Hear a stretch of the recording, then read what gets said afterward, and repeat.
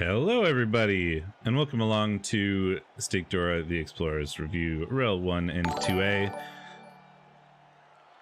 All I want for Christmas is you, my thick slab of lab-grown beef stick. Thank you. I'm going to try that again. Hello, everybody. Welcome to Steakdorra, the Explorers Review, REL 1 and 2A. This is week 13, so like the second last or last, depending on how we end up structuring this review. It's the last full review, no matter what, because there won't be any predictions or anything the week after, and most people will know what's going on next week, like in terms of playoffs or whatever, so we probably won't review a match next week either. We'll just pop on for a few minutes, review the scores, see who's going, that sort of thing. But I doubt it'll be like a full review. So this will be the last full review, although we do potentially have to be a little quick because I have to go do some Christmassy things later today that we need to get this done for. We're doing it weirdly in the morning just because that's how scheduling between the two of us worked out. We're sort of off work for Christmas stuff and couldn't do it yesterday. So here we are now. I hope some people are still around to check it out. That was a good summary. So we're going to watch a game between Mongooses Loose and Cullen. I know it's Chorfs and Chaos, and they're probably just going to beat each other to death. However, we haven't really watched... there were two sort of important matches this week, and one of them was somebody who we literally watched last week, so we didn't want to do the same person again. But this is pretty important for REL 1 standings. Cullen, as we saw last week, was sort of the dark horse, I guess, potentially could jump into playoffs. Mongoose wasn't locked yet, and because of the results that week before, and he's now a little bit vulnerable. If Cullen wins this, he'll jump up into playoff spots. Mongoose is still there, but it's not exactly very, very safe.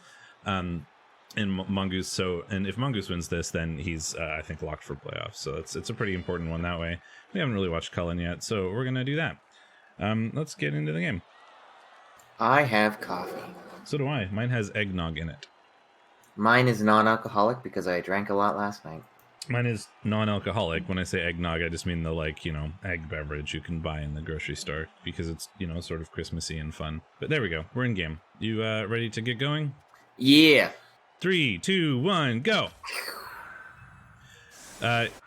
It's Chorfs with a lot of Claw Mighty Blow and Chaos with a lot of Claw Mighty Blow. People who like blood are at least going to be happy about this game, I think. I suspect it will put the blood in blood. Yeah, probably. So the advantage the Chaos have here, a bit more strength and potentially a bit more guard because these Chorfs are very claw, Mighty Blow heavy. The Chorfs do have Bull Centaurs, though, which is a pretty big difference maker as well. But really, whoever gets removals first is going to be at a huge advantage here. Chorfs have one more bench than the Chaos, but that's not a huge deal. The Chorfs do get to slap first, however. Which is a big deal. It is a big deal. 3 Claw Mighty Blow hits just on the LOS. Crunch, crunch, crunch. Could put us off to a good start here for the Chorfs. Chorfs also have a Dirty Player, which I don't think the Chaos do. Which may disincentivize the sort of piling on, depending on... Or at least make you think about whether you pile on. Riot. Thinking about piling on is not something Bash coaches do. I mean, that's not true. I mean, okay, I say that as piling on instantly happens, but to be fair, these are the piling ons that are instant. Is the yeah, and he got an injury, so it was a good piling on. That's how this works. Oh my god! Well, we've started the game off on a foot, certainly. That's two injuries, a death included just instantly. I mostly mean you're not going to pile on the blitz if there's a dirty player lying around because you're not going to be able to protect that guy as well. Never depending on how you blitz it. Not pile on. And do we 3 for 3 maybe? Well, yep. Oh my god, Mongoose, what are you doing? Leave this poor man alone. Only one piling on too. That's funny. For certain values of funny. Oh my gosh, I saw the injury report and expected this to be a thing, but not like this. Never like this. Nice. I also like the Chorf huddle, fuck the ball, I just don't want to die. Yeah. Or just charging straight down the center of the field with my brick of Chorfs. Engage. Chorf brick. It's a good brick. Just going right after the dirty player. I mean, it is armor 7, and it's our best chance of trying. It is worth knowing he does technically have a 1 die on the ball with a 3+2+2+. Is that a good choice? Probably not, but you know. We're just going for the ball, though. I'm surprised Spicy. that we just. I mean, I guess that if we had the plan to just go mark the ball immediately, this is the way to do it. But I'm surprised we didn't try to hit somebody with claw, like as part of Well, that. this also dictates the blitz onto a bad target. Like, and the one thing that Chaos do have in this matchup is the bash advantage. So, like, playing a bit like... I like this, right? Like, the Chorfs made a brick, and we're like, okay, I'm going to ignore your brick and run around it. Yeah. Now try to make your ball safe. I dare you. It means we don't get to like try to fix the player advantage this turn because we just blitzed with tackle rather than like mighty blow. Or anything, I think trying to catch up in the bash mirror when you're already so far behind, you're already down 3 fucking players. Like, yeah, I agree. I think that's a losing game unless you get incredibly lucky. Probably, yeah. So I don't hate this because it's kind of Cullen playing to his outs. Yeah. The problem is, like, it doesn't actually dictate the blitz, as we've seen, because he's got break tackle. He's just going to 2+ away. We are 100% for removals so far. 4 for 4. Yeah, there's the break tackle. And now the Chaos are pretty committed, so we're just going to be like, okay, goodbye. Yeah, but the Chaos aren't that committed, are they? Well, who responds to this ball now? There is a play here, I think. The fitted sure feed is a thing. Yeah, that actually matters. We can go with... we have a 1-die with wrestle now, right? Yeah. It's a 3+2+2+, but we can 1-die with wrestle. Well, you can make it better, I think. Ooh, rerolls the hit on the killer. We'll get him, though. He's not out forever, but he's out for now, which is certainly a big deal. That's one of the claws off the field. We get to do another one, and this is also a claw hit. Nothing, though.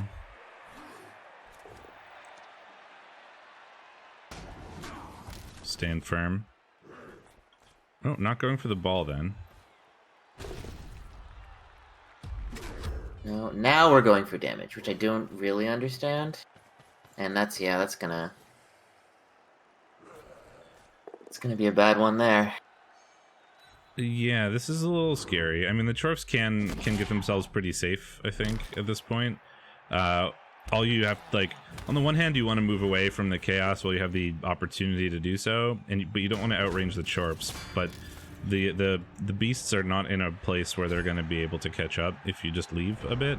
So you could just leave with this Bull Centaur and then start just engaging more with the Chorfs. And you don't really need to screen that much because you're physically out of range now. Maybe just use the Bull Centaur. Yeah, just use the other Bull Centaur as like a potential safety. And now take these other 2 Chorfs and start hitting stuff with them. I love hitting stuff with Chorfs. I've never played Chorfs, and I don't think I ever will.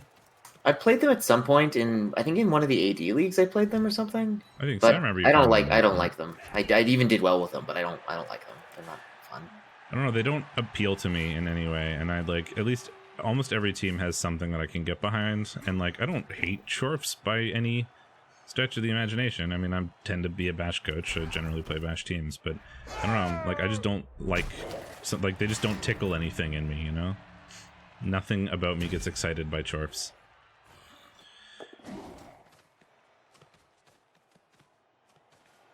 And it's probably the same with Chaos, actually, because if I'm going to play Chaos, I feel like I'd just rather play Nurgle, because Nurgle is fun to me. Like, I don't know, mostly the aesthetic. Like, I collect Nurgle models, right? So... yeah, I mean, I think that, I also found my Chaos to be pretty boring. Like, either you were winning and you were stomping people, or you, were getting crushed, and that was it. So I'm with you. I'm not really... Not really for any particular, like, team-based building reasons or anything, just, you know... I only really want to play a team that makes me excited to play the team for some reason, and there isn't really a big reason for me for like Chaos or Chorfs.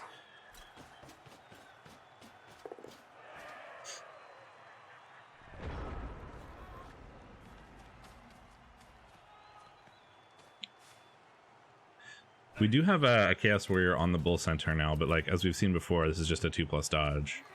Yeah, I mean, it's probably going to force a score pretty early unless Mongoose can get some players upfield, and it doesn't look like he's going to be able to do that in any meaningful capacity, though the plus movement killer is a terror. So the one thing I would like that I would like, despite we've taken 3 injuries on the LOS, Mongoose went first. So if he scores, he's just not getting another LOS. And 2 of those, ooh, that's not a good removal. This looks like, yeah, I mean, like, this looks like he's intending to score and say, sure, it's your go now, but your Maybe team not. is also decimated, so. Well, the thing is, two of the Chorfs, and like they're both good Chorfs, are just KO'd. If those KOs don't come back, Cullen has a reasonable. Ooh, double skull. Mongoose, I gotta say, this isn't a safe ball. This is the least safe ball I have seen in a long time. That's what we in the biz call a free 2-die. With wrestle, in fact. Not if you double skull. Not if you quad skull. Okay. Mongoose, I know you're in chat. Bailed out. You're getting away with fucking murder here, boy. So if those KOs don't come back for Mongoose and they do come back for Cullen, we then get 2 sets of LOS blocks for Cullen, and there's at least a very reasonable chance of a tie. A win is possible if you get lucky, I think, but like the removal game is certainly favoring the Chorfs right now, but it's not over if the KOs come back.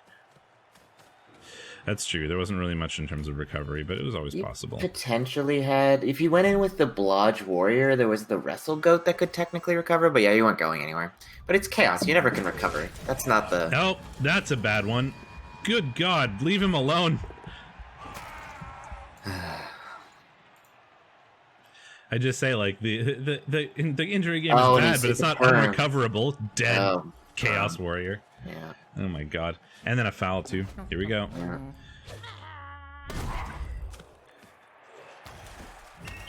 Oh, well, hey, passive removal. Something. Oh, I've got to sneeze. Hang on.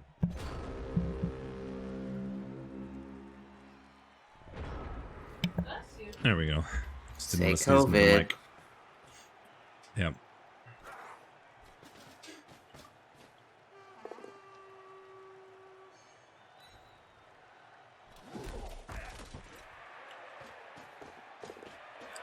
Well, that's a Casbox by turn 6 if I've ever seen one. I don't know. I wouldn't have hated scoring there, given how much damage he's taken, but I get it. No. I mean, if you have the opportunity to stall, you just do. Depending on how confident you feel in your stall, I guess, is a playstyle thing. Yeah, I mean, that's always the bash decision. It's like, how safe is this? And if it does fail, how likely is it to go horribly, horribly wrong? Yeah, and like so the answer to the question in that case was not very and not very. Like it was not very safe, but it was also not likely to go horribly wrong. Oh yes, okay, yeah, I agree with your ordering there. So it probably worth a stall if you feel depending on how, like I don't know if I would, but that's because I'm stupid and like overly safe sometimes when it comes to that kind of stuff. Yeah.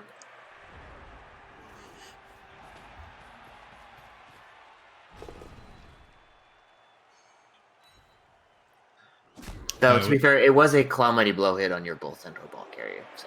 I always have that little T-self in the back of my head that says, what an idiot, he left a 5+6+ cage dive to get the ball. And I'm like, oh man, I can't leave that. I think a little T-self is like the worst thing to have in your head. Also the default like state of T-self, he is not a large man. Man, you know, this is kind of like watching Cullen fail over and over again. It really is. Yeah. I mean, we did double skull from Mongoose, but that was one skull rerolled into one skull, and then immediately after, Cullen double skulled into a double skull. Yeah. I can't remember if Cullen was sour about this game. I don't think so. Cullen's a generally nice dude. I think he was just sort of laughing about it with Stacy, being like, well, you know, both their teams kind of got wrecked. Because Stacy and Cullen have been in the same div over and over and over again. They both tend to reroll at the same time. They both tend to promote at the same time. They've played each other like 7 billion times. Piles on the KO. And punished for it. Does Cullen have babes, or is it just was that just bloodlust? I don't know. We'll find out. And I forgot to check what the inducements were. I thought they were pretty close. So did I. Oh, both Chorf stayed out, which is at least nice for Cullen, although he's still down a lot. All his KOs stayed out. Okay, well, that's bad. Cullen has a babe, so potentially worth the piling on the KO. This means that Cullen has 5 players on this drive. We have at least 2 Claw Mighty Blow hits, and they're all going to be, at least one of them will be on a useful player, given that either it's going to be a Chorf or a leveled Hobgoblin. So maybe if we're really lucky, we can kind of even this out a little bit, but we're going to have to pray for KOs again.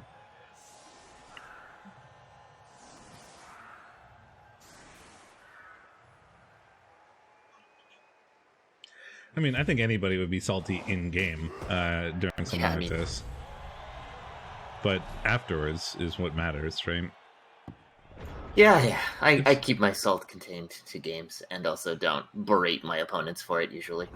I try not to, but I stream every game I play, so it's pretty hard to not be, like, publicly salty, at least sometimes. Yes. But I never try to direct it at my opponent. In my, I'm in a bit of a, like, bash gambit at the end of my season, which none of it matters, but I did get the shit kicked out of me by some orcs last night, and they were, like, super, super greedy with all their piling ons and just never got punished for it, so... I mean, I don't have piling on, but I'm likely playing Finny today or, like, over the weekend, who is first in the div with rats, and I am out of playoff contention. Like, if I win, all it does is mean that I finish 6-1-6 rather than, like, 5-1-7. Like, it makes no difference other than, like, an even record and being happy about it. So my whole goal is just to kill rats, and, like, what else am I gonna do? Just try to crush the rats, give him a good old send-off before he goes to playoffs. That's fair. I mean, they do get an MNG clear, so you have to really make it count, but I believe in you. I'll do my best. Yeah, I mean, like, I got him playing for murder and not for the win, which, like, he 100% did. He had an opportunity to win the game and instead just chose to foul my, like, best gutter runner for, like, 5 turns. I'm going to do that today. Like, yeah, it was it didn't like result in any damage. I lost like my rookie gutter runner, but I was like, he did at one point like dive into the like a huge pile of rats, pile on my killer into an MNG, and then just like was sitting or surrounded by rats, and I was like, well, I'm gonna foul that nickel blitzer now, and I like didn't even break armor. I was like, oh. Man, these KOs have been garbage for both teams, especially Cullen, given that he has a babe. Like, that's pretty unlucky. It is indeed. And I mean, Mongoose probably feels pretty good about this right now, given that this is a fairly important game in terms of, like, locking playoffs. And he's got it pretty well covered, so he's probably breathing a bit of a sigh of relief at this point, to be fair. It's pretty unlikely that you lose at this point. It's possible. It's not very likely. But it's extra annoying, I guess, for Cullen, given that like he just went down so early, and this was his chance to like jump into playoffs. I have 2 things I want to show you. Okay. I can't really see them, but the first is so Tristan makes a on Christmas Day she makes a French toast casserole that her mom. I don't know if she invented it, but she certainly makes it every Christmas. And so we have to use a bunch of challah for it, and we ordered challah from this like local Jewish bakery, and my God, it's so pretty. I just wanted to like a bit reflective so you can't see it, but it is a damn good challah loaf. But it's great. You basically take a bunch of challah and you soak it overnight in like like eggs, milk, and cream and like a little bit of I think a little bit of spices, and then you just like roast it up in the oven, and it is this like delicious heart attack. And the other thing that happened is yesterday we were making gingerbread houses over a stream or over like a video chat with Tristan's parents, and they sent us a gingerbread house through Amazon, and it was like 10 years old easily. Like the gingerbread was so stale it stank. Like I've never experienced this before. The icing had like the texture of like Play-Doh. It had like completely lost all of its moisture. Yeah, I'm just gonna take this very absorbent bread and douse it in fat, dairy, and grease, and then eat it. Yes, exactly. Well, And, you know, cinnamon, because that makes it Christmas. Yeah, exactly. It is indulgent as hell. This looks like we have a pretty good chance at two-turning here. And I think that's probably the way to go, given that you don't really have... You're just going to die if you try to, like, fight this out. So trying to get a two-turn, at least we get we get SVP, 2, a touchdown, and, you know, maybe if we're lucky on defense, we can like cage dive or something. Or if, like, you know, Mongoose fails something majestically here, we might even be able to stall with most of our team down in the end zone. But are we gonna?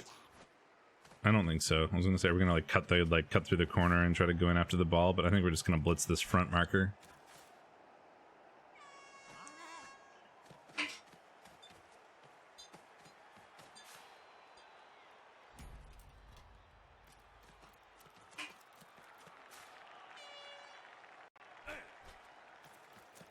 In we go.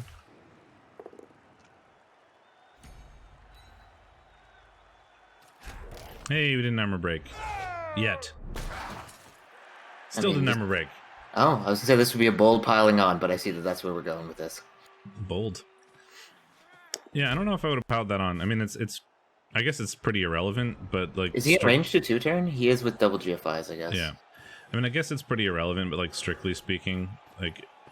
maybe not, because even if you didn't pile on, you're not really in the way from the two-turn.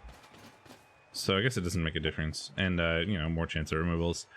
We get to hit a bull centaur now. Hello. Just a stun, I think. Yeah. But the ball is now safe for some values of safe. Mostly because the frenzy piece is not there. Is pretty nice, because now we don't get 2 hits. These dodges working make things a little bit nice. We can hit the ball with the bull centaur, but it's not a great hit. You can 1-die with it, I think, at best. Because that you can get the hobgoblin around. No, because you can't. Yeah, there's only one angle. Yeah, never mind. And you could the Chaos Warrior's guard. I mean, you can just punch the Chaos Warrior with the guy and then go in. Yeah, you could do that too. It's not as likely to work out necessarily. You're still going to be doing a 1-die. Oh no, we're just going after the Chaos Warrior. I think Mongoose is very much, I don't care if you score, but just do it quickly so that I can 2-1 grind you. And I'm going to do the, oh my god, Andy is dead, leave the poor man alone. Oh yeah, this is what Cullen lost his entire team in this game. Went from being in playoff contention to not having a team anymore. Yeah. I remember this match report now. But it's very much the bash team school of anti-stall, which is you score if you want, but I'm going to crush your team to death while you wait. So please score. If not, I'll keep killing you.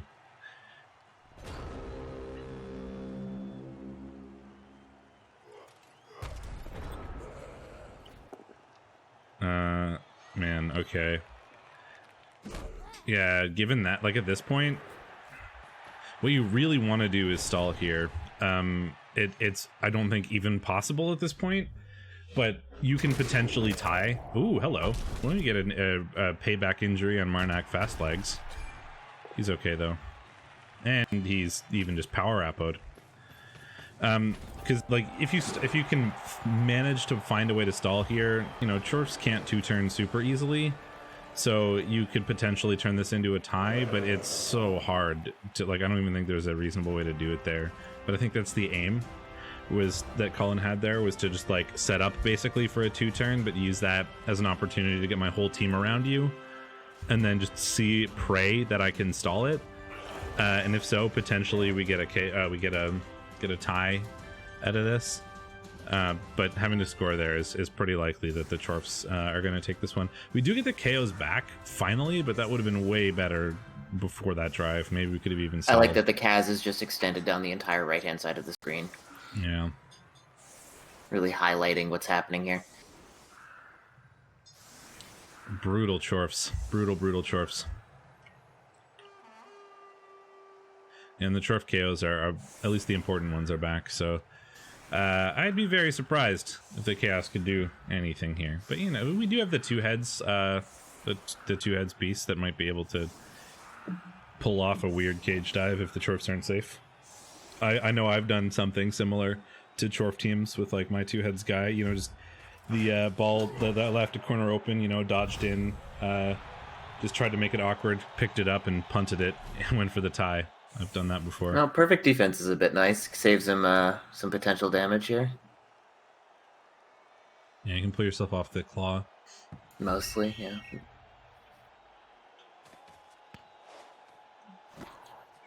Touchback. I'm interested that we gave it to the Hobgoblin and not the Bull Centaur. Is the Hobgoblin close to leveling? I mean, that's what I was going to say, is it's probably that. He's not. It'll put him at 26 of 31.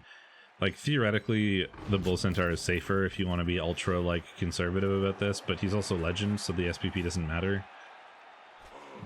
But it's, you know, it's how safe do you care? Like, I mean, I think you feel pretty safe given that you have mostly a full team and your opponent doesn't, so you're not too worried about keeping the ball safe. But once again, me being, like, stupid conservative when it comes to some of these things probably would have given it to the Bull Centaur anyway, just because it's safer, and I hate doing things the way that levels my team, apparently. Dauntless. Not that it was needed. We find the knockdown on Unknown Soldier. Of course, the rookie Chaos Warrior is fine.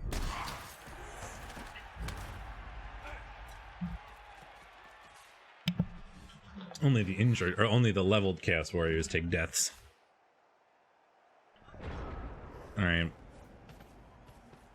Claw hit on the... Yeah, I think this makes sense. You know, we're just gonna try to see if we can bring down a player or two with little necro-style corner snipe. Oh, dead. Well, it's something. It's a rookie Chorf. So, you know, whatever. But, hey, slight revenge! Ever so slight.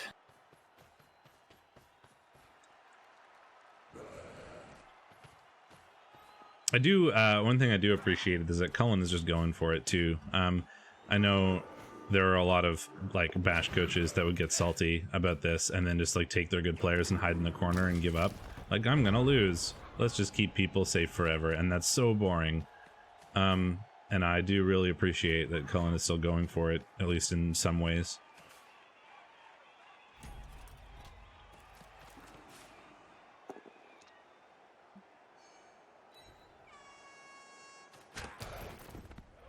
I mean, we are being safe, right? We've got our player, but we only have 5 players, so, like, how are we gonna, you know, actually offer an effective defense? You know, we're gonna have, like, a safety Chaos Warrior, and we're gonna protect our players, and then just, but in a forward position where we may have a chance to go after the ball if Mongoose fails something, but Mongoose just needs to be safe here, and it looks like that's what he's doing. Yeah, we just go ultra Chorf cage and say enjoy, and It's really a sensible decision. Yeah, all we really have available now for Cullen is, you know, we'll, you know, go blitz a Hobgoblin or something, which is, no, we're gonna blitz, yeah, we're gonna blitz a Hobgoblin, just freeze up our other player.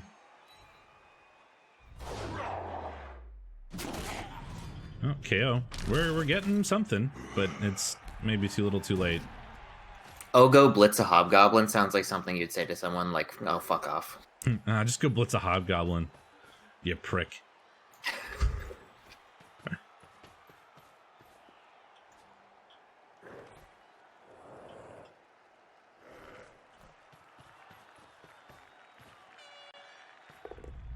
Are you doing anything for the holidays at all, or are you just sort of stuck at home?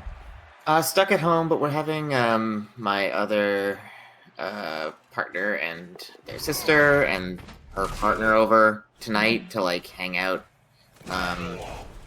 which will be fun.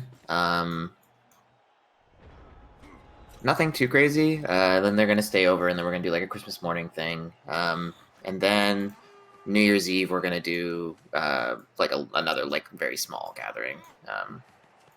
So not nothing, but nothing, like, you know, terribly exciting.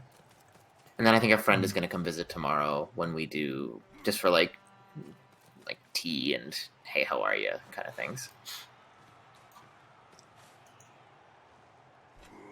What about you guys? Well, nothing. We're not really doing anything with Emily's parents. We're going to like walk around with them today because they don't want to like do a thing inside for long periods of time. But on Christmas Day and probably Boxing Day will be at my dad's house, but just like me, Emily, my dad, my brother, and my brother's girlfriend. Okay, makes sense. As long, and I think like one of my brother's friends who's just sort of stuck here, because his family's in Ontario or whatever. But just like you're allowed to have like 5 or 6 people. I think I don't remember the number, but we're within the number. We're not allowed to have anybody, but we're having fun illegal gatherings. Skull. The Wow, last couple of years one failed GFI into a dub skull. Yep. When it rains, it pours for Cullen. Normally for New Year's, we tend to have like a not really a party, but like a gathering here that sort of is guised under the let's invite all our friends over that live in Halifax and like play board games and drink. It just sort of turns into, drinking. Yeah, it's my kind of party. That's fine. Type party. Normally we do that on New Year's, but probably not now. Maybe I'll try to organize people to play board games on like Tabletop Simulator or something, but I don't think we have any New Year's plans right now. Yeah, that's fair. I mean, it's tough to really manage that sort of thing right now.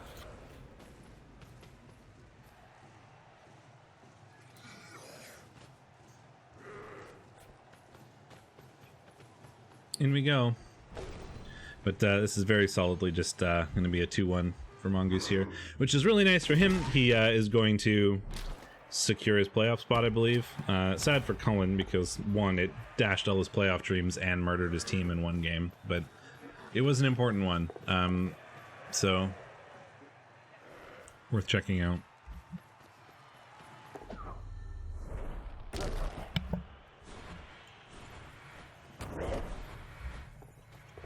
Oh my god, stop failing things, Cullen. Jeez. It did not go very well for you. So many failed things. So many failures. So little time. Well, now we 3-die a thing, I would imagine. Can we even 3-die a thing? Yes, we can. There's guard.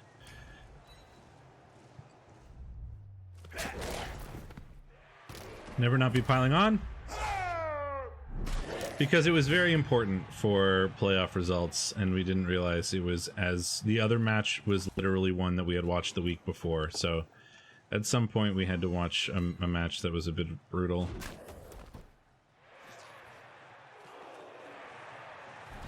Yeah, I forgot the match report was for this when Ben was talking about pulling it up, and if I had remembered Cullen, I would have probably vetoed it, because, yeah. While it was important, it was not spicy in the fun to watch sense. Not particularly, but it was probably the most important, I think, in terms of like standings.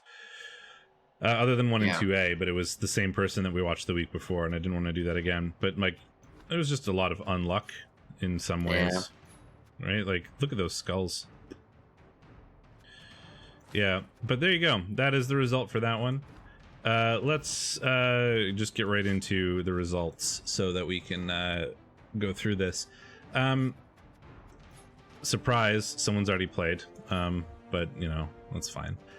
Ordinary Elves and Grungy Desserts. The Ordinary Elves took this one 2-1. I mean, sort of exactly what you'd expect, right? Like the Nurgle got 20 armor breaks and lost anyway. Typical. 4 injuries, 6 KOs.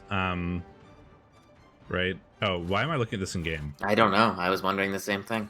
I don't know. That's a good question. I even have the rebel.net site open in the background, like just ready to go. I don't know. I was just sort of like in a hurry to get going and ended up doing this. It's true that you do have somewhere to be. I do. Okay, there we go. Let's try this again. Okay, so the dead was a catcher, a leveled one, but the other injuries were loners that we don't care about. Eldril ate the MVP, annoyingly. And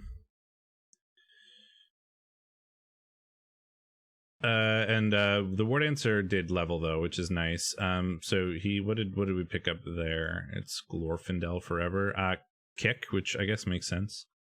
wanted on the team somewhere, and he's kind of got the other things he cares about.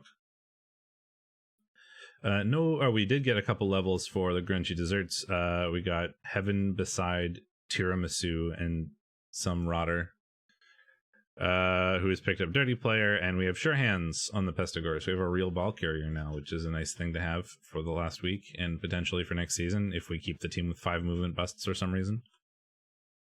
I feel like Stoticus will, just because he's insane. Barbecue's Pit Crew. This was semi-important, but not as important in terms of big swings. Barbecue Gamer and Ramaset. Because Ramaset, was already in sort of playoff contention. Winning this would have helped, but not really needed. 2-1 to Barbecue Gamer. This is the other way. Not taking injuries was more important, and boy howdy did Ramaset fail at that. Yep. This is the other way of these sort of elf bash games going. Either you score enough while dying, or you don't score enough while dying, and we didn't score enough while dying here. 6 KOs and 5 Kaz sustained by Ramaset. Dead on the thrower is a problem. All the other ones are pretty irrelevant, other than the leveled lineman, I guess. I mean, it's annoying, but it's not the end of the world. We did level Flimus Flame, though, which is Agi. Hello. Oh, that's nice. An Agi up catcher to go with his other suite of stat up catchers. Yeah, I mean, just what he needs before playoffs. Losing the thrower is a bit annoying, but it's not the most essential piece. It's like a nice reliability piece, but it doesn't necessarily single-handedly win you the game most of the time. No, but it does open up a lot of strategies, sort of like the keep the thrower in the backfield where everybody else goes forward and messes with their team sort of thing. And then when they charge you, you just throw it because your throws are all 2+ and 3 rolls. Yeah. It opens up that. Plus the kickoff return is a bit of movement, which is nice. And given that it's a high elf thrower and he has safe throw, like you can really do that safely. Like it's hard to turn over doing that. So it opens up some strategies to have, but you can just buy a new one and still roughly do the same thing because you still have pass and safe throw. You just won't have accurate or sure hands anymore. And this Kansas City Ribs, the blocker that leveled up, picked up Claw. So we've got 2 Claw Mighty Blow Chorfs now for Barbecue's Pit Crew. Unlikely to get piling on now that he's a guard stand firm. He's not going to become a new St. Louis Ribs, but he's going to be that annoying Claw Mighty Blow player that, if you try to push away and fail, he just gets to claw you back, right? It's nice to have that. Yeah, for sure. Nice pickup there for sure. And then we have Dreams of Golden Streams and Rage Door, so Super Fed and Unseen Walker. Like we called it, Fed did pick up the win. Yep. As I understand it, Unseen Walker continued to have pretty garbo dice. Yeah. He suffered 1 Kaz, but he also did 4 KOs and 2 Kaz to the rats. But, that's sort of what you expect to happen to rats versus dwarves. Yeah, rats with no claw really shouldn't be doing much damage there. So no great shock. Fed not even really throwing that many blocks. No. That's not true. 32 blocks. Quite a few. Just punching back. Not terribly surprising. Dwarves are very slow. Rats are very fast. The fastest player in the dwarf team is moving 6, which is 3 slower than 9. And he also is 10. The only one who got removed. So, no, never mind. There is a movement 7 Hellsdorf. Yeah. But the sacking one, which is a big deal, obviously, is that's the best anti-rat piece. Got removed, yeah. So. Yeah, that's basically the game right there. He's super important. And then Pennypax picks up a level with the TD. Other 2 TDs came from the 1-turner. Probably not actually 1-turns, just, holding it on the movement 10. Pennypax just got piling on to really complete the theme. I mean, that makes sense in that case. Proxy Page already has all the utility skills you would want in Guard and Juggernaut. So yeah, you're just praying for Claw and piling on. So it's going to be Mighty Blow piling on Tackle and continuing with the useful killer skills and just praying you get Claw at some point. Yep. And if you don't, then you don't. But it's going to be the same thing, right? It's going to be Mighty Blow piling on Tackle, Juggernaut. Do we get Claw yet? Do we get Claw yet? God damn it, give me Claw. Yes. All right. Well, that's that one. This one is a bit interesting. Man, that's a spicy scoreline.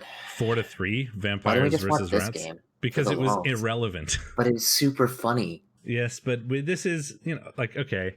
Yeah, half the recap is about being silly and bantering, which, this is a good platform for that. The other half is we're technically supposed to be a little bit serious, I think, about like showing off who's like winning the div and that sort of thing. Like it is Div 1. It's supposed to be the competitive one, right? Like I don't know why they get us to do it if they want like a competitive look at it. Probably because no one else will.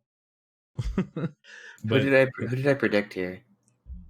I did predict that Lumi would win. Nice.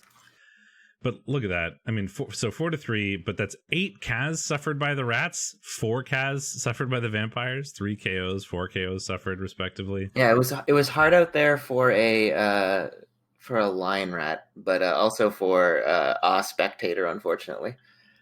Man, yeah, Uber is just not allowed to have positionals, it seems. No. Badly hurt on his one turning gutter runner, who also scored 3 times, which I guess is where they're the 3 touchdowns.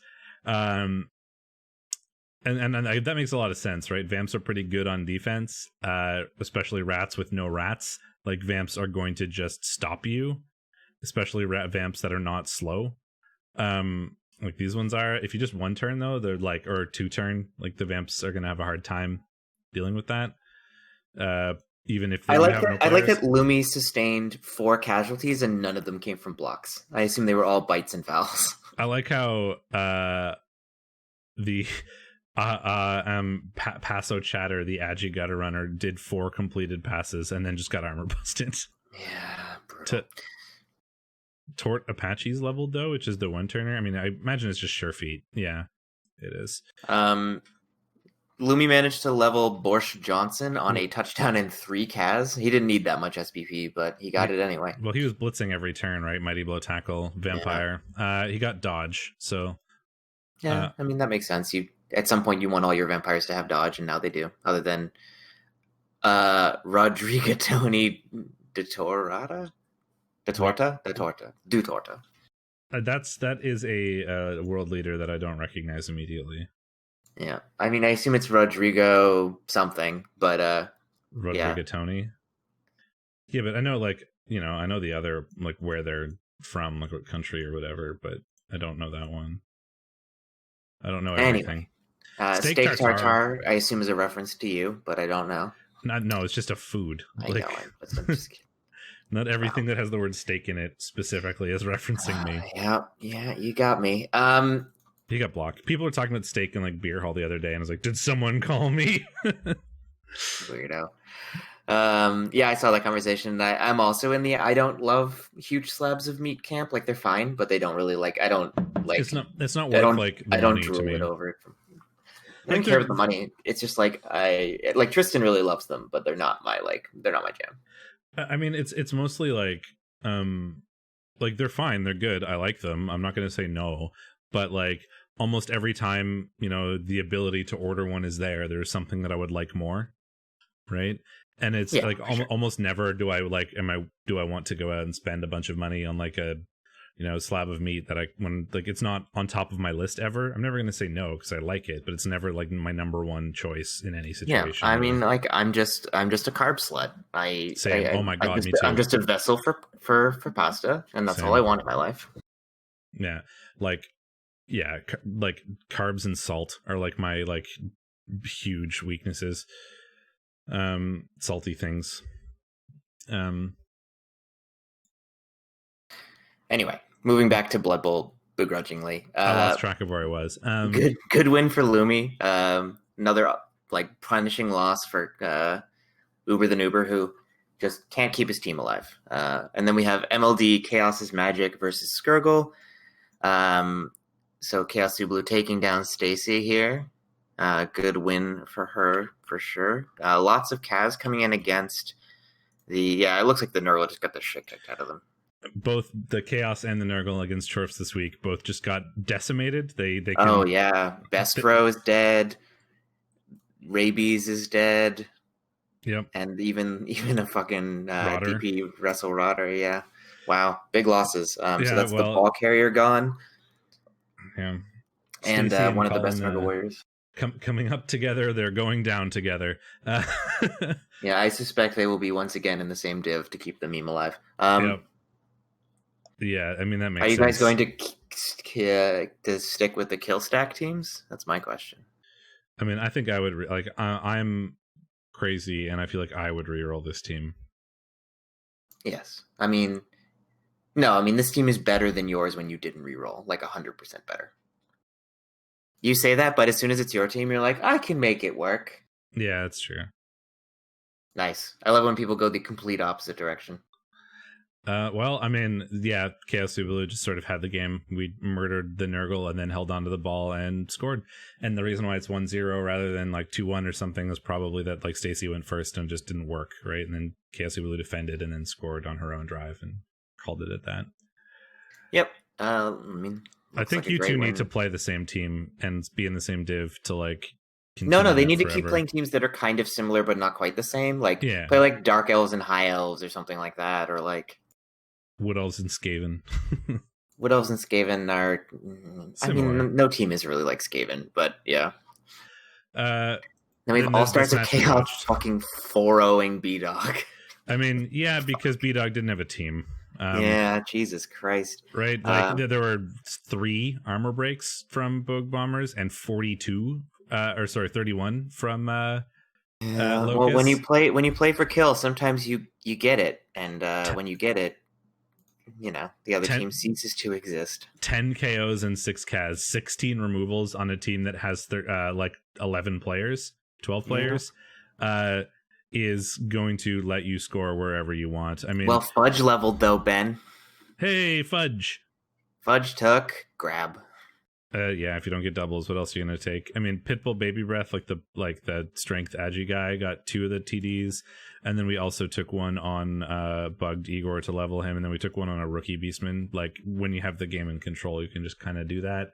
In terms of injuries, I mean, Dead Blitzer is really annoying because he's the new one that just picked up agi. Yeah, I mean, like he lost one very good new like potential blitzer, and he's got an armor bust and another one that means he's pretty much dead. So yeah, the rest of them are badly hurts or MNGs, which is annoying for the last week, but given this week, it means they're safe, I guess, which is probably more important because the last week is not going to be super relevant. I wonder if B-Dog is sticking with the team.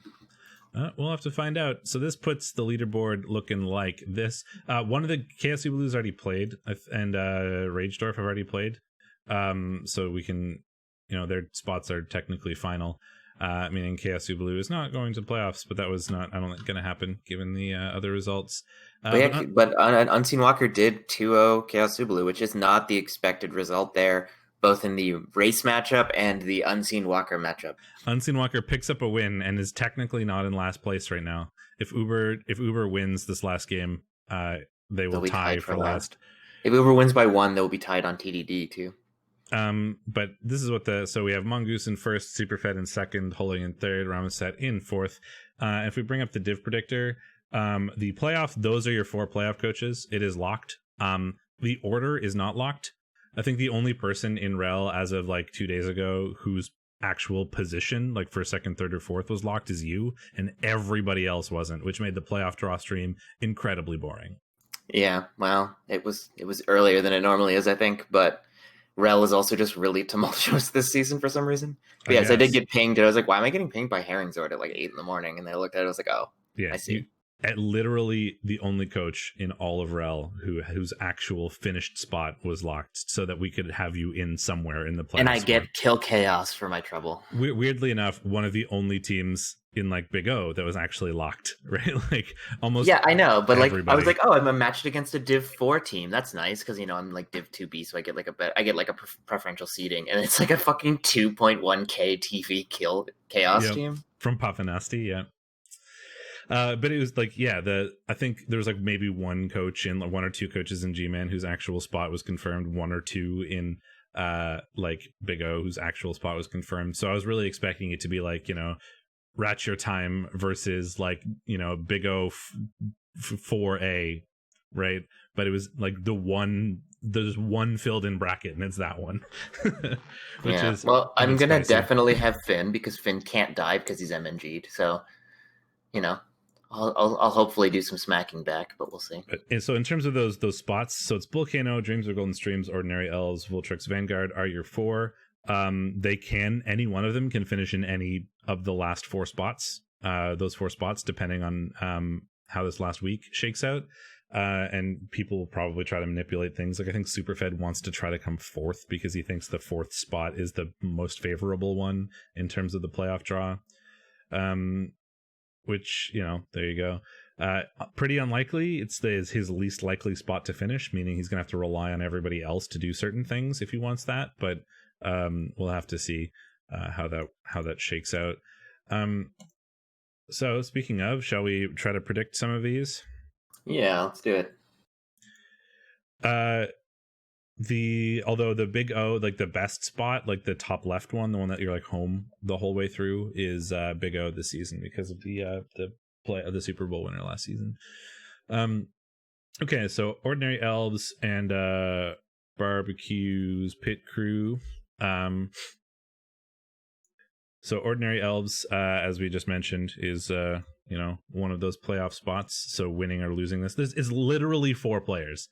This is a 4-player elf team. And it's 1060 TV. Word answer, catcher, lineman. 4 players. That's awesome.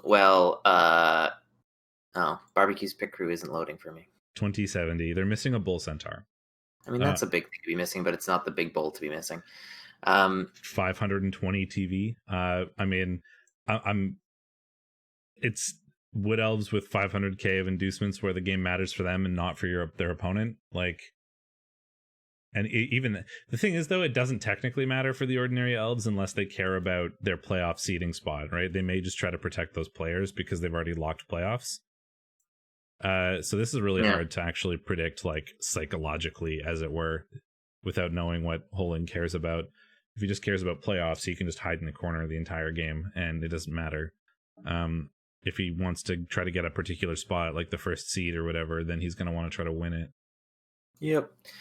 I think, given the likelihood that he's playing for the win here, I could see him taking a tie or a loss, especially given the kill potential that's going to be coming in at him. But yeah, I don't know. It's hard to say. I'm going to just throw everything out the window and ignore all of that because I think there's reasons both ways and I don't know what the answer is and I got to pick something. So I'll take the Elves with 500k of inducements.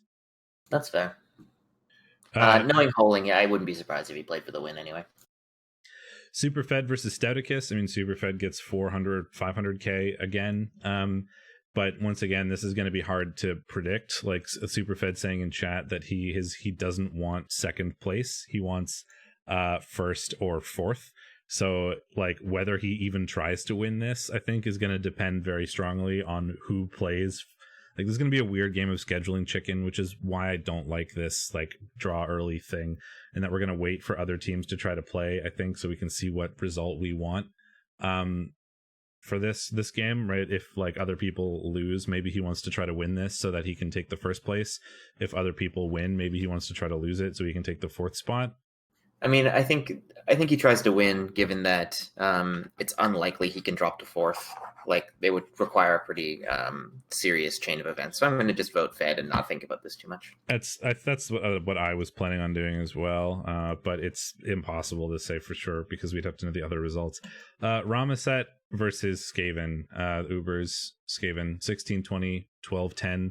The Skaven will be missing their Agi gutter runner, but they do have their one turner. I think the High Elves will probably win this. That's what I'm going with as well.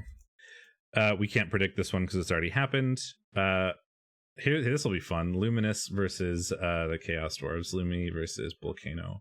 Once again, Volcano is in the playoffs, but their spot depends on the result here. The game is irrelevant for Lumi, but Lumi never doesn't try.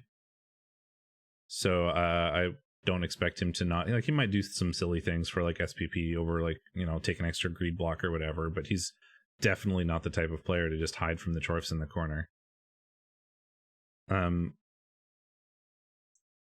Vamp's surprisingly good here, but the Chorfs actually get inducements, which is kind of weird, and there's a lot of kill, and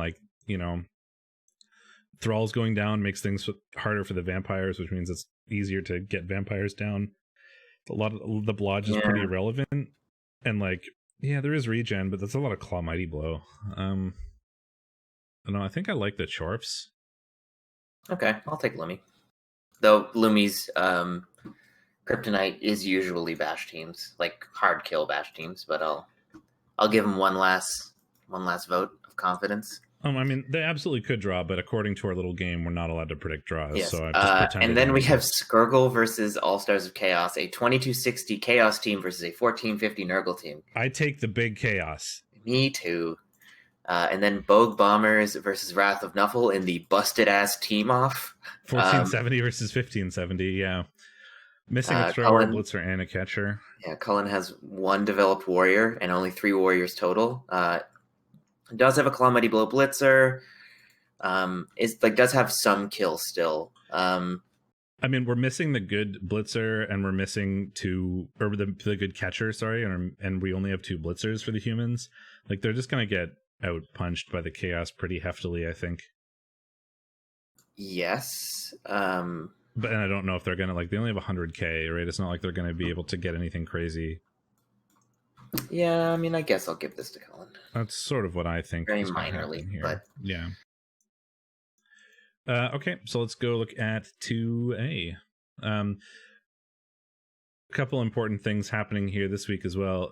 So Sarkodiak and Onania haven't played yet. I don't know what's going on, but I think I don't know what's happening there. There was an issue with like Onania earlier in the season too. Maybe they just have to play late. I'm not sure. Yeah. I mean, it's a weird time for people for scheduling. So yeah, exactly. So Sterling Horn. So we can skip that for now, I guess. But Clown Thulu and Yayo. We had Yayo take that one. Did I write that down right? I don't know if I put that. Jordell Fresh Breeze is fucking dead. Yayo seemingly battered the hell out of these elves. I see 7 Kaz here. Speaking of dead star players, I've killed Slibley in 2 games in a row. Nice. Very happy about that. I mean, Slibley is either invulnerable or dies on the first block. Like that's how it is every single time you introduce he died on the first block in the game I played this week. No, that's just how it is. I've played Lizards a lot, and whenever you have Slibley, he's either going to be a god or he's going to immediately die and make you curse everything. But two games in a row, I've just killed him, which is kind of funny. Yayo won this one. I mean, dead elves, right? It's 2-1 when we got 41 blocks, 23 armor breaks with 5 KOs and 7 Kaz, right? When there's only 5 elves, there's only so much you can do. All of that removal, 3 of them came from like the Blitzy Pestigore, which makes a lot of sense, but no levels. Blitzy Pestigore. Yeah, the one who's going to do the blitzing. Mighty Blow, Claw Piling on, Tackle Block. Yeah, getting a bit of steam towards the end of the season, taking a big win here. That Clown Thulu's had a really rough season though. It's not been. Yeah, man. The Brutal. catcher does level, which gives him why can't I find it? Dodge. And he's a rookie, so that makes sense. Good first skill for a catcher. But no permanent damage, which is something.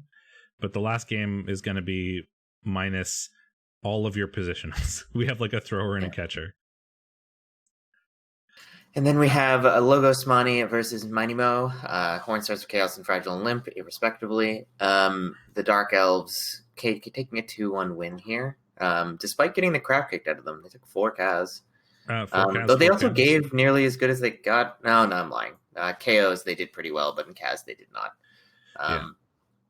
But managed to get a win regardless. This is kind of the match result I would expect from these 2 teams. The elves, they managed to get their touchdowns in, and if you don't like remove a large portion of the elves, if you don't have the tools to deal with them, they're not going to be able to really stop them from scoring. And if the KOs and stuff came late, or if the KOs came back, or if your KOs didn't come back, like if the elves ever are roughly even with players on you, you're just going to have a really hard time.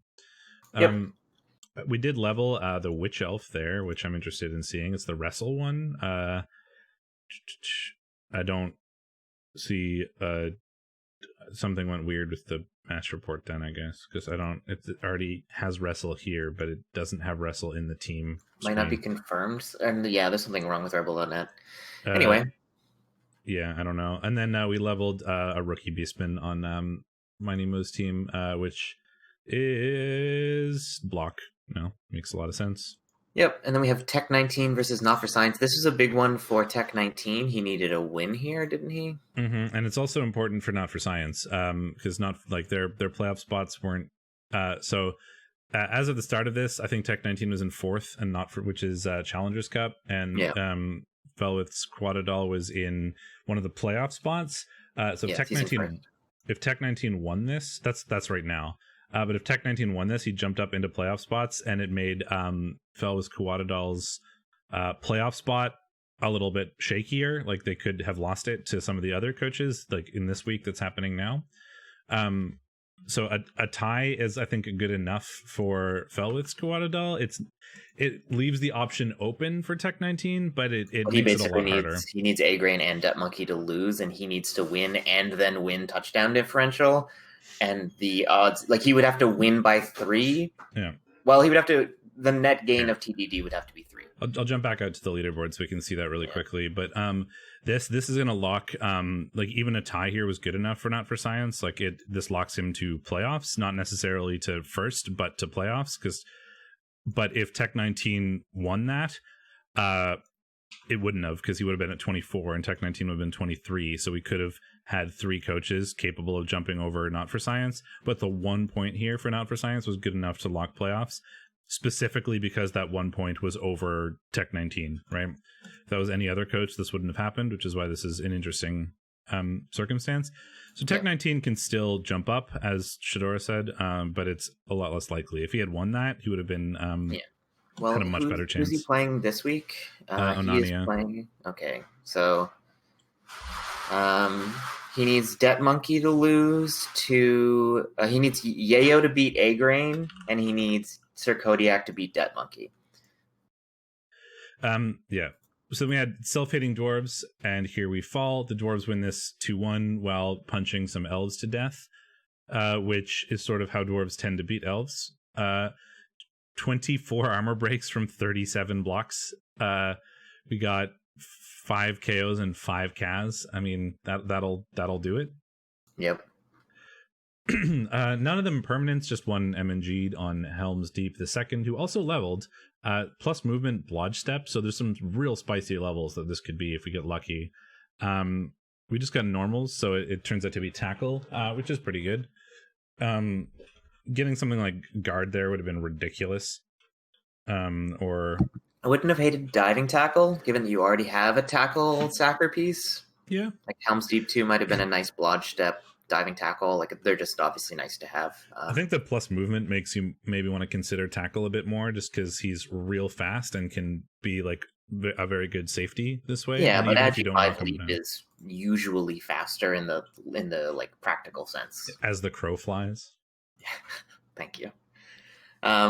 Anyway, decent game for Fall despite the loss. You know, that's a good level to take. Didn't take any permanent damage. So if he does want to keep this team next season, you know, not the worst thing in the world. Yeah, and most of these games are, you know, we have a lot of coaches here that are locked out of playoffs, right? Like they can't make it. So it doesn't matter too much as long as they don't lose players. So they're just aiming for levels or whatever, which is sort of why we're rushing a bit past some of these score lines, because they're not terribly relevant. This one is a bit relevant. The damn Yankees, the damn Yankees have a real outside chance left. It would have been better for them if they had won this. They can still technically make challengers, but it's pretty bad. But if they had won this, they would have had a more reasonable chance at it. So a tie here is not what Trunk had wanted. We got also an armor bust on his killer is probably not what BME wanted. He's having a real tough time with Beastmen this season. I mean, that's how Chaos usually roll. But yeah, in particular, suffered 4 Kaz, and only one of them was from that human blitzer. One was from our rando lineman. One was from one of the other blitzers who doesn't have Mighty Blow. I like that the runner got 2 completed passes to level again. Trunk really committed to the stat freak runner line.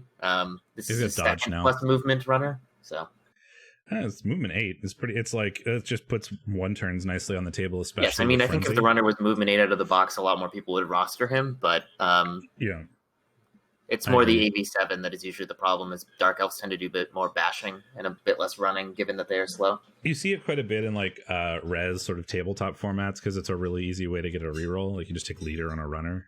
Yeah, sure. Like in NAF tournaments or whatever. Yeah, but yeah, the fact that you took him and then he got movement right away. You know, movement 8 plus frenzy is not unreasonable one turning possibilities. So that's nice to have. He also has an assassin though, so who knows? Like maybe we're just going for memes at this point. But we did. You we talk ended up about the tying. Bash matchup. I'll be right back. Sure. Then we had Det Monkey and A Grain. Practice makes permanent versus the Cold Cuts. This one was very important for both of them as well, because these are two of the coaches that were in playoff contention. I think winning it for A Grain, I think, would have locked him. Winning it for Det Monkey doesn't lock him, but puts him very close. Like as we saw, they're both tied at 23 now, so this would have been 2026 if this had gone the other way. So it doesn't really matter very much for A Grain that he lost, but like I think a tie would have been good enough, and a win would have been good for him. Losing is bad, but it's not really a big deal. It means he's probably just more likely to finish third than have his spot locked. And I'm pretty sure he's just locked for postseason anyway, even with this loss. I don't think he can finish lower than fourth, which is still Challengers Cup. But this is a good win for Det Monkey for his playoff chances, certainly. 19 armor breaks versus 14, 2 Kaz, 6 Kaz. I wouldn't have expected the Kaz to go this nuts, but sort of like there's a lot of guard stand firm strength here. I would have expected the Orc win, honestly, and I think that's what we predicted, just because they guard lock the Chorfs. The Chorfs can't really get any good blocks. They're not really going to get a whole lot of removals out of it, because a lot of them are going to be 1 dies or whatever. And that's sort of what looks like happened, in that they didn't really get a lot of removals. However, Concussion Percussion 2 just went on an absolute murder spree and got 4 Kaz. Bull Centaur. Det Monkey just removing an entire team. Wow, Yeah. and killing 3 of them. Hot damn. One of the Claw Chorfs is dead, which is, I'm like, that's what I said. I would have expected the Orc win, but not like this. Never like this. I mean, I don't even think the Orc win was that much of a guaranteed thing, but No, but I wouldn't be surprised by it. like I predicted cold cuts. Yeah, I mean, this looks like A Grain just got diced into the ground, to be honest.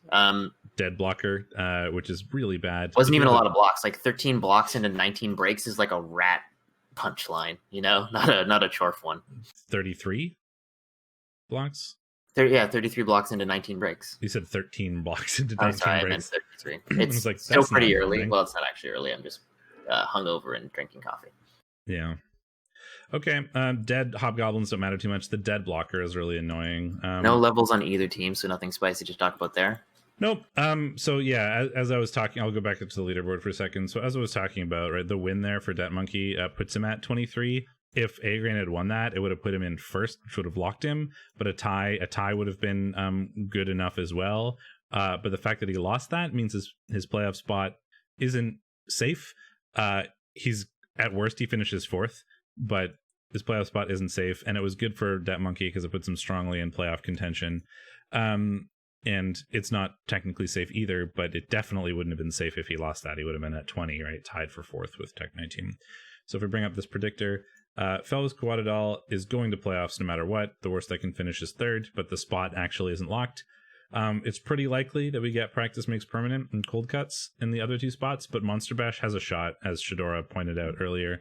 And there's still a small chance for Fragile Olymp or Damn Yankees to take the Challengers Cup. Yeah, I mean, if both Det Monkey and A Grain lose by 1, and then Tech 19 wins by 2, then they're tied. No, then he would be ahead of them. No, they wouldn't be tied. So he would have to then. I don't know how the other tiebreakers slice it up. He might need to actually be ahead in TDD. I think it's TDD and then least losses is the next one. I think. Then they'd be tied as well. Both of them have 1 loss and would be at 2. And then head-to-head results. So we'd have to go look at what Tech 19 did against Det Monkey and A Grain. That would be a lot of work. Tech 19 tied against Det Monkey. For fuck's sake! So that would be a friendly. I think is the last one that goes to. And Tech 19. Where's the Det Monkey Tech 19 game? I think it was really early. It was. I still can't find it.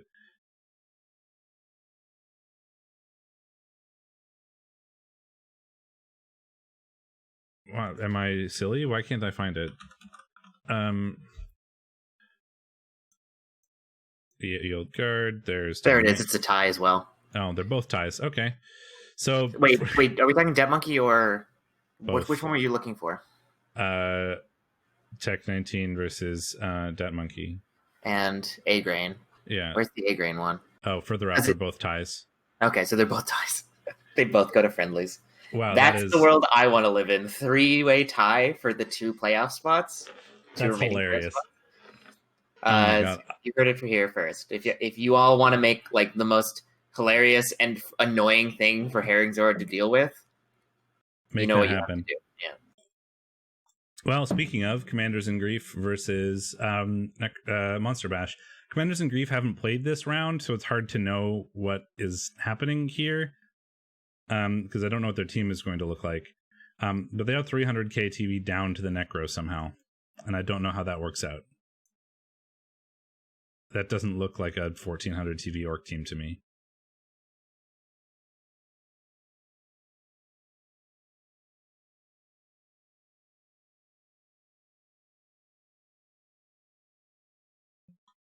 Could not tell you. But this one is really hard to predict because we don't know what the orcs look like. There's no like Claw Mighty Blow for the werewolves, which is generally the scary thing for the orcs. Claw is just going to sort of stun them to death for a lot of it. The big deal is, the guard stand firm. Can we have enough of that to sort of stop the Necro from doing things? At least on offense. And we have I mean, I don't hate the orcs here, but Tech 19 really needs to win it. So, I'm just going to believe in him and take it.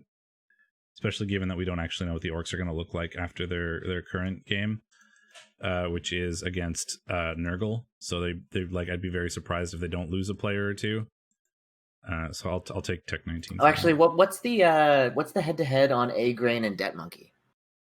They just played, and it was like literally the match we just looked at, right? It was Debt Monkey won.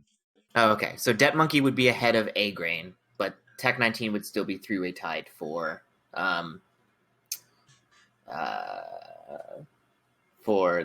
his spots. Yeah.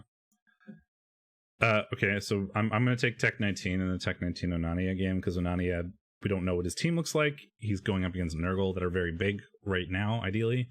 And then Tech 19 also needs to win it. So then we have Fragile and Limp versus Here We Fall. 1920 Dark Elves versus 1540 High Elves that are missing one of their blitzers. I mean, the High Elves get a bunch of inducements, but that's less useful against like another elf team, especially one. Wait, how did you call the Monster Bash game? Sorry, I was distracted by that scenario. Tech 19. Yeah, that's what I think too. I think I like the Dark Elves for this one. Like the killer Dark Elf is a pretty big deal in an elf matchup, and the inducements are like less good against a team that also can recover after something like a wizard. We got the Movement 9 Blitzer, which is pretty helpful. I wonder if he's going to get rid of the Movement 9 Blitzer now that it's Strength Busted, or he's going to keep it like a Wood Elf Catcher. I mean, maybe. I think he'd probably keep it like a Wood Elf Catcher. His Movement 9, Agi 5. Like, he's just a catcher now, yeah. Yeah, he's an Agi 5. He's an Agi up, Movement up, Wood Elf Catcher, basically, without Sprint. Like... Yeah, I mean, I think that's probably worth keeping, but at 250k, that's a hell of a cost. What are you going to take for that one?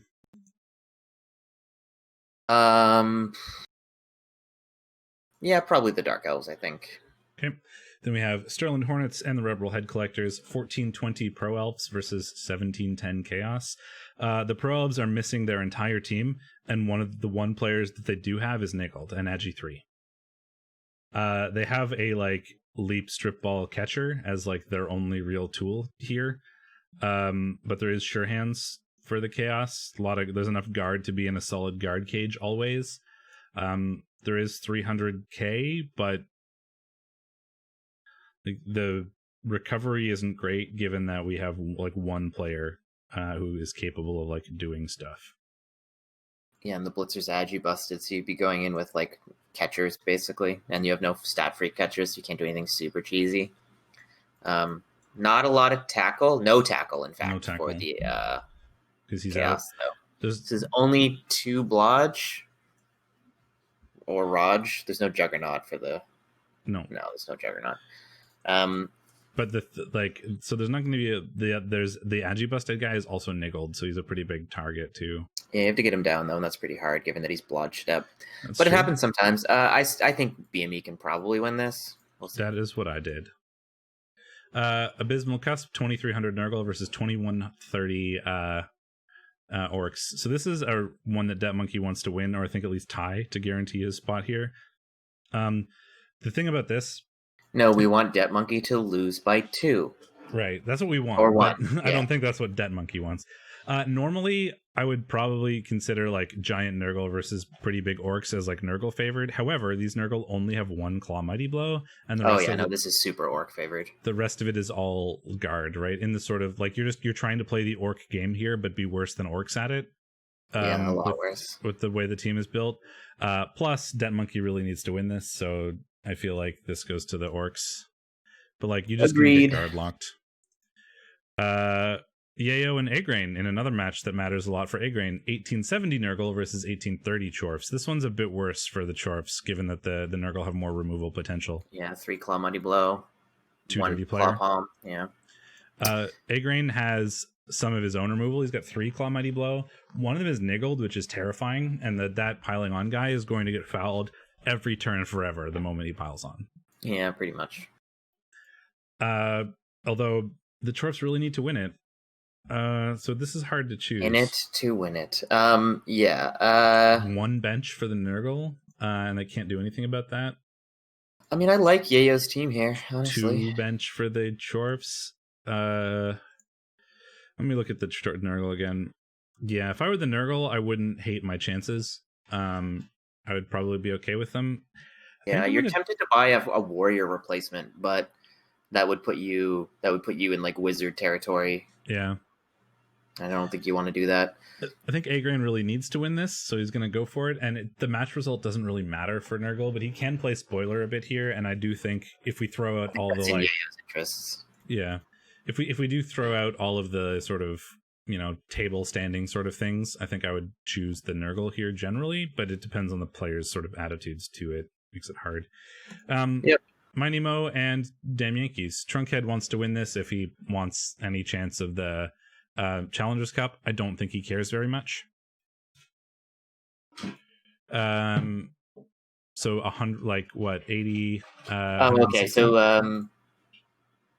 the Ononia and Sir Kodiak game did get played, and Sir Kodiak won 3-1. So that was actually. Did I predict that? I did. So can I enter this in manually? Will this work? It will. Haha. I'll fix it. So I know that. Wait. So Abysmal Cusp won, right? Yeah. There. I'll just put it in the master my points sheet. Up to 4. Am I winning yet? You've been winning for a while, I think. Tied in REL 2 with BME, but BME is ahead of me. BME is currently beating me in the overall scoreboard by 1 point. Ooh, with 1 week to go. I know. Spicy. Trunkhead and Minimo. I'm sorry. I already predicted everything else. I predicted Trunkhead. You think so? I mean, there's a lot of tackle and a lot of Claw Mighty Blow. Yep. I am sure. Okay. I don't know. I got to do. I'm gonna pick the other way, mostly because I need to do something to catch up in the standings. So we'll give it a shot. And then Not for Science and Eisenmike. So Not for Science is locked. If we want to consider that, he cannot. This game result doesn't matter to him unless he wants to take first place specifically. I have literally never seen Not for Science give up and protect his players. Correct. I've watched a lot of his games, and that's he does a lot of bizarre things, but protect his players is definitely not one of them. Well, I mean, it's 320k inducement high elves. Oh yeah, I already picked the elves. I think that's probably a fair shout. I mean, the match result doesn't matter too much to the dwarves. They're pretty slow. We've got the inducement game going on. We're just going to run away from the Troll Slayer and probably call it good. So I'll agree with you there, especially since that he probably wants to try to take the first place spot. So and Eisenmike doesn't care anymore. So there you go.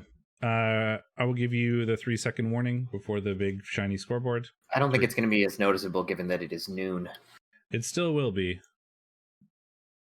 There we go. So BME, as you mentioned, in first place, barely by 1 point over you, and just a couple over me in REL 1. I've like shit the bed completely in REL 2. You and BME are I do tied. currently have double your points, so it looks like I'm getting Wonder Twin A back this season, unless I get literally everything wrong. But you would also get everything wrong. So Yeah, I'd have to predict the complete opposite to you as my only chance. I'm in third though. BME is beating you by 1 point in overall, and I'm in third, but it's a distant third. So that's what that looks like. I'm gonna bring up the title screen. Thanks everybody for hanging out. This has been our last like full recap. we'll do like a playoff preview one next week, probably. Yep. It's like not next week, right? Because this is the double week. So unless everything is played next week, we'll probably do it in 2 weeks. It's not the double week. It's like 11 days, I think, instead of It's a week and a half.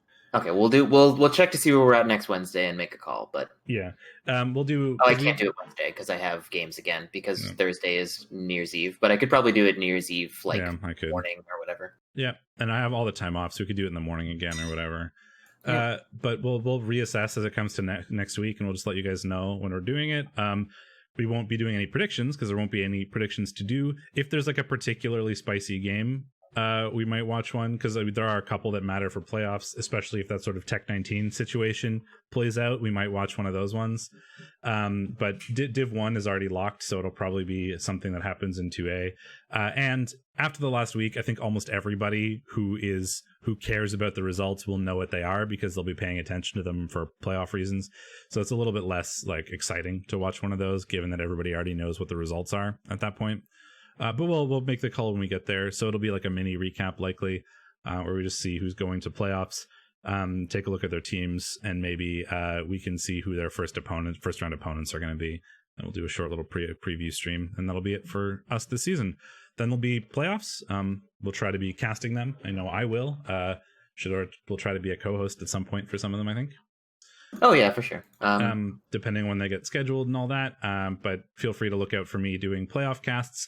But in general, playoff casts will be coming. Support your playoff cast streamers, especially in week 1. The round of 64 is a lot of work for the recappers overall, the whole league, because it's 64 games in 1 week that all need to be streamed. It gets a bit scrambly. So, say thank you to your friendly local, caster. And I'll see you guys in the playoff casts because I'm looking forward to that. It'll be fun. Ciao, everybody. Merry Christmas. Happy holidays. See you next time.